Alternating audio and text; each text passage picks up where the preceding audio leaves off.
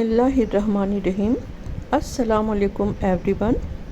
آج ہم لوگ شاد عظیم آبادی کی غزل سے چوتھے شعر کی تشریح کریں گے، تو آئیے دیکھتے ہیں اس شعر کی تشریح۔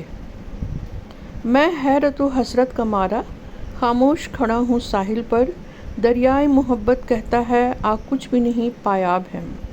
حیرت و حسرت کا مارا ہونا یعنی ایک انسان اس کی ایسی کیفیت ہو کہ اسے حیرت بھی ہو رہی ہو اور کسی چیز پر حسرت بھی ہو، افسوس بھی ہو۔ ساحل کے معنی ہوتا ہے سمندر یا دریا کا کنارہ، دریائے محبت یعنی محبت کا دریا، اور پایاب کے معنی ہے اتنا پانی جسے چل کر پار کیا جا سکے، یعنی زیادہ پانی نہیں۔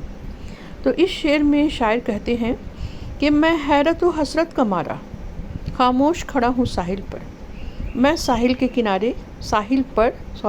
سمندر کے کنارے خاموشی سے کھڑا ہوں، اور میری کیفیت یہ ہے کہ مجھ میں حیرت بھی ہے اور مجھے کسی چیز کی حسرت بھی ہے۔ دوسرے مصرعے میں ہے دریائے محبت کہتا ہے آ کچھ بھی نہیں پایاب ہے ہم۔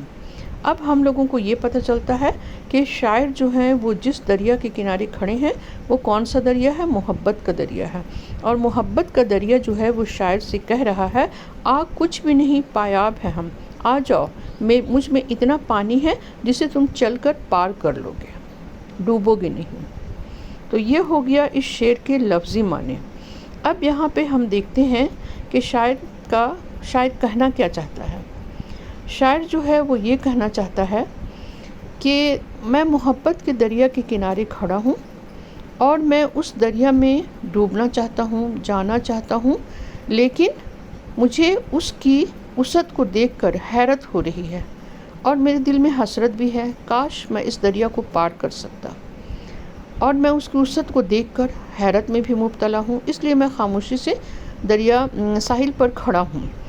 تو یہ محبت کا دریا جو ہے جب مجھے اس طرح سے خاموش کھڑا دیکھتا ہے تو کہتا ہے آ کچھ بھی نہیں پایاب ہے ہم، تم زیادہ سوچو نہیں، یہ مت سوچو کہ تم جب اس دریا میں آؤ گے تو ڈوب جاؤ گے، ایسا کچھ بھی نہیں ہوگا، میرے اندر صرف اتنا ہی پانی ہے جسے تم چل کر پار کر سکو۔